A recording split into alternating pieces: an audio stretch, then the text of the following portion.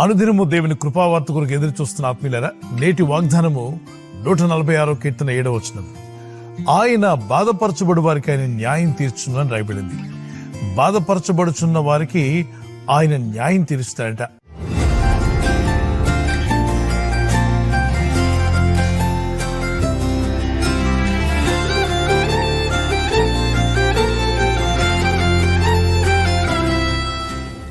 కొంతమంది ఈ లోకంలో ఇతరులను బాధించడానికి పుట్టామా అన్నట్టుగా ఇతరులకు బాధ కలిగించే విధంగా మాట్లాడడం, బాధ కలిగించే విధంగా అవమానకరమైన మాటలు వారి మీద నిందలు వేయడం, ఈ పరిస్థితులు మనం చూస్తూ ఉంటాం.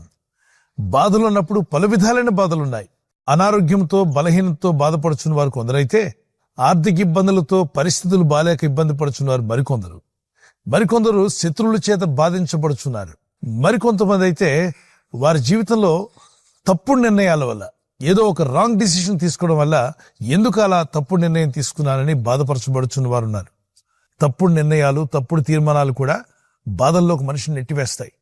దేవుని వాక్యానికి విరుద్ధంగా, పరిశుద్ధాత్మ దేవుని నడిపింపుకు విరుద్ధంగా, రాయబడిన వాక్యానికి విరుద్ధంగా కానీ, అలాగే పేరెంట్స్ విరుద్ధంగా పిల్లలు ఈ బాధలు పెట్టుకుంటూ ఒకరినొకరు తెలుసో తెలియకో తొందరపాటు వాళ్ళు తీసుకున్న నిర్ణయాలు మనుషుల్ని బాధల్లోకి నెట్టివేస్తాయి. భర్తకు విరోధంగా భార్య, భార్యకు విరోధంగా భర్త, పిల్లలు పేరెంట్స్కి విరోధంగా తీసుకున్న తీర్మానాలు కూడా దుఃఖపరుస్తాయి. మరి భూమి మీద పలు విధాలైన బాధలు మనకు ఎదురైనా దేవుడు చెప్పిన ఈ వాగ్దానం జ్ఞాపకం చేసుకోండి. మీరు ఎలాంటి బాధను ఎదుర్కొంటున్నా దేవుని వాక్యాన్ని పట్టుకొని ప్రార్థన చేయండి. ఏమనంటే, బాధపరచబడు వారికి ఆయన న్యాయం తీరుస్తా అన్నాడు. ఓ దేవా, బాధల్లో ఉన్న మాకు న్యాయం తీర్చుటకు నువ్వు సిద్ధంగా ఉన్నావు నాయనా. ప్రభువా, నువ్వు వాగ్దానం చేశావు, బాధపరచబడు వారికి న్యాయం తీరుస్తా అన్నావు. ఇదిగో మా పరిస్థితి బాలేదు, బాధల్లో ఉన్నాం, మాకు న్యాయం తీర్చమని ప్రార్థన చేయండి. ఖచ్చితంగా న్యాయం తీరుస్తాడు. ఇక్కడ శత్రువుల చేత బాధపరచబడుచున్న వారు ఇబ్బంది పడుతూ ఉండగా వారు మొరపెట్టుకున్నప్పుడు దేవుడు వారిని విడిపించాడు. యెహోషాపాతు రాజు ప్రార్థన చేస్తాడు, మా మీదకు వస్తున్నటువంటి శత్రువులు, వాళ్ళ సైన్యం చాలా గొప్పది, మా శత్రు సైన్యానికి ఉన్నటువంటి ఆయుధాలతో పోలిస్తే మా దగ్గర ఉన్నటువంటి సైన్యం చాలా తక్కువ, ఆయుధాలు అంతకంటే తక్కువ. ఓ దేవా, మాకేమీ అర్థం కావట్లా, ఎటు తోచని పరిస్థితి, ఏం చేయాలో అర్థం కాని పరిస్థితిలో ఉన్నాం, మాకు సహాయం చేయమని యెహోషాపాతు రాజు మోకరించి సాష్టాంగపడి ప్రార్థన చేస్తాడు. అయ్యా, నాకేం తోచట్లేదు, మా శత్రువులు మా మీదకి వచ్చేస్తున్నారు, మేము చాలా బాధల్లో ఉన్నాం, మమ్మల్ని విడిపించుదేవా, మమ్మల్ని రక్షించాయా, ఈ పరిస్థితి నుండి మాకు విడుదల కావాలి, ఈ శత్రువులు మా మీద దాడి చేసి మా కుటుంబాలను, మా జీవితాలను నాశనం చేయకుండా మీ కాపుదలు మాకు కావాలని ప్రార్థన చేస్తాడు. అతని ప్రార్థన విన్న దేవుడు, నేను నీకు తోడుగా వస్తున్నాను, భయపడవద్దు, నీ శత్రువుల సైన్యం నీకన్నా గొప్పదైనా, వారికి ఉన్న ఆయుధాలు ఎంత పొదునైనవైనా నీ దేవుడని యెహోవా నీతో కూడా ఉన్నాడు గనుక నువ్వు భయపడవద్దు, యుద్ధం యెహోవాదే. దేవుని సన్నిధిలో ధైర్యం తెచ్చుకుని బయలుదేరినప్పుడు గొప్ప జయాన్ని చూడగలిగాడు. ఈ వాక్యం వింటున్న ఆత్మీయులారా, ఏ పరిస్థితులు మిమ్మల్ని బాధ పెడుతున్నాయి? అయితే ఈ వాగ్దానం పట్టుకుని ప్రార్థన చేయండి. ప్రభువా, బాధపరచబడి వారికి న్యాయం తీరుస్తా అన్నావుగా, ఇదిగో మా జీవితాల్లో ఉన్న ఈ బాధలు, ఈ పరిస్థితులన్నింటి నుండి విడిపించమని ప్రార్థన చేయండి. ఈ వాగ్దానాన్ని ధ్యానిస్తూనే ఒక చిన్న కీర్తన పాడుకుందాం. ఆప్తులైన వారే హాని చేయ చూచిన మిత్రులే నిలువకుండినా,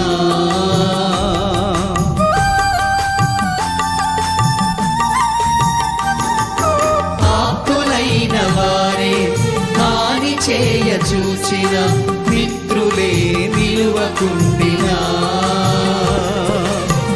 న్యాయము తీర్చే నీవు నాకుంటే, న్యాయము తీర్చే నీవు నాకుంటే, చాలు యేసయ్యా, చాలు యేసయ్యా, నమ్మకమైన దేవుడవయ్యా, నీవే చాలు యేసయ్యా,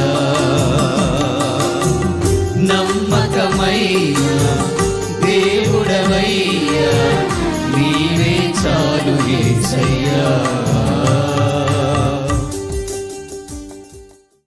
తప్పిపోయిన కుమారుడు ఎప్పుడైతే తను రియలైజ్ అయ్యి, నేను చేసిన తప్పు, నేను తీసుకున్న తీర్మానం తప్పు అయిపోయిందని పశ్చాత్తాపుతుడై తండ్రి వద్దకు వెళ్ళాలని ఆశపడ్డాడో, తండ్రి ప్రేమ పొందుకోగలిగాడు, తండ్రి ఇంటికి చేరగలిగాడు. మళ్ళా తిరిగి అతను అంగీకరించబడ్డాడు. తండ్రి ఎంతో ప్రేమతో తప్పిపోయిన కుమారుణ్ణి, వాడు చేసిన తప్పిదాలను కూడా క్షమించి, అతను పెట్టిన బాధలన్నీ తండ్రి లెక్క చేయకుండా వాటన్నిటిని మర్చిపోయి, నా కుమారుడు సచ్చి బ్రతికాడని కుమారుడు తిరిగి వస్తున్నప్పుడు సంతోషంగా తండ్రి వెళ్ళి ఆ కుమారుని చేర్చుకుని ఆనందించాడు. అదే రీతిగా పరలోకమందున దేవుడు కూడా ఈరోజు నువ్వు ఏ స్థితిలో ఉన్నా, ఎలాంటి బాధల్లో ఉన్నా, నీ దోషములను క్షమించి మీ అపరాధములను మన్నించి తిరిగి మిమ్మల్ని చేర్చుకోవడానికి ప్రభు సిద్ధంగా ఉన్నాడు. ప్రార్థించండి, ప్రభు వైపు తిరగండి. పాపములుంటే పశ్చాత్తాపడి ఒప్పుకోండి. కఠిన హృదయం ఉంటే దేవుని సన్నిధిలో కనికరించమని అడగండి. మనసు మార్చుకోవడానికి ప్రయత్నం చేయండి. కఠిన హృదయులుగా, కఠిన మనస్సు కలిగి కఠిన మాటలు వదిలేద్దాం. ఇతరులను బాధ పెట్టే ఆలోచన విడిచిపెట్టండి. ఎవరైనా మిమ్మల్ని బాధ పెడుతున్నారా అయితే ఈ వాగ్దానం ఎత్తి ప్రార్థించండి. ఏ స్థితిలో నువ్వు బాధపరచబడుతున్నా నీకు న్యాయం తీరుస్తాను వాగ్దానం చేసిన దేవుడు నీకును మీ కుటుంబానికి ఈ ఉదయకాలం గొప్ప సమాధానాన్ని, నెమ్మదిని అనుగ్రహించునుగాక.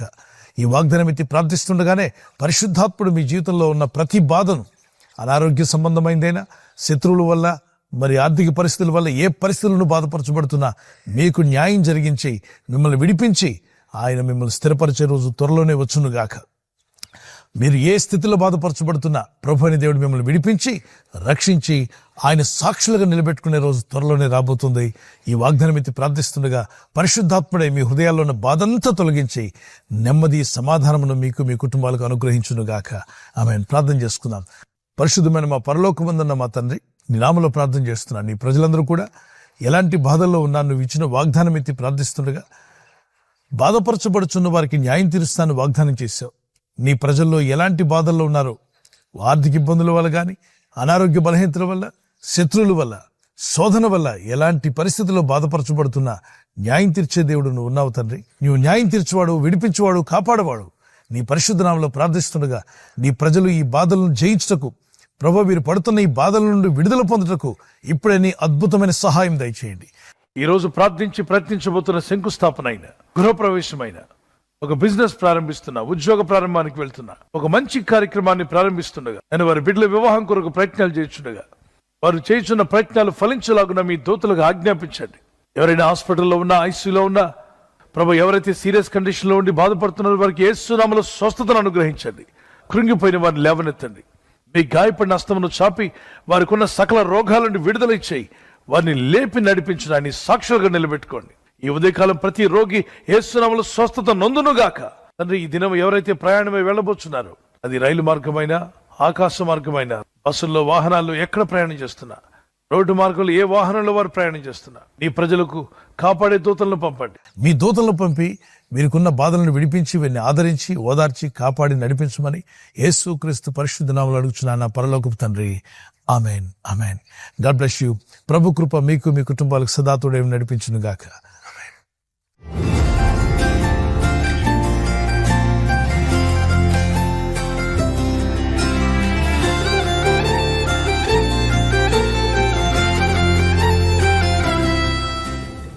ఎవరైతే బర్త్డే జరుపుకుంటున్నారో, happy birthday to you. Many more returns of the day. May the Lord continue to bless your life with a long life. ప్రభు మిమ్మల్ని దీవించి, వర్ధిల్ల చేసి, ఆస్వాదించి కాపాడును గాక. ఆమెన్. మీకు ఇచ్చిన వాగ్దానం 2 Chronicles chapter 20 verse 17. 2 దినవృత్తాంతం 20:17. యెహోవా దయచేయు రక్షణను మీరు చూచెదరు. భయపడకుడి, జడికుడి. Stand firm and see the deliverance the Lord will give you. The Lord is going to give you a great deliverance. You will just stand and see in prayer. ప్రార్థనలో ఉంటూ మీరు వాటిని పొందుకుందురుగాక. May happy birthday to you. Many more returns of the day. May the Lord continue to bless you. Anniversary జరుపుకున్న వారికి happy anniversary. Many more returns of the day. ప్రభు రాకడ ఆలస్యమైతే silver jubilee, golden jubilee, platinum జరుపుకునే కృపా దంపతులని మీకు దేవుడు దయచేయునుగాక. మీరు ఆదర్శ దంపతులుగా ఉండి యేసుక్రీస్తు ప్రభు యొక్క గుణగణాలు లోకానికి ప్రచురపరిచేవారుగా, ప్రేమానురాగాలు ప్రభు మీకు దయచేయునుగాక. లవ్ అండ్ ఎఫెక్షన్ మీ మధ్యలో అది అధికమవునుగాక. ఆమేన్. మీకు ఇచ్చిన వాగ్దానం నెహెమీయా చాప్టర్ 8 verse 10. ఆ నెహెమీయా 8:10 చూద్దాం. యెహోవా యందు ఆనందించడం వల్ల మీరు బలమొందుదురు. దుఃఖపడకుడి అని ముందు లైన్లో ఉంటుంది. దుఃఖపడకుడి, యెహోవా యందు ఆనందించడం వలన మీరు బలమొందుదురు. ఇక దుఃఖపడింది చాలు. ప్రభులో ఆనందించండి, స్తుతించండి, ప్రార్థించండి, భారం ఆయన మీద మోపండి. కన్నీళ్లతో ప్రార్థించుదాం. ప్రార్థన అయిన తర్వాత ఇక ఆనందిద్దాం. ప్రభు జవాబిస్తాడని. Joy of the Lord is your strength. Joy of the Lord is your strength. Amen. God bless you. Thank for watching. Please subscribe, like, comment and share.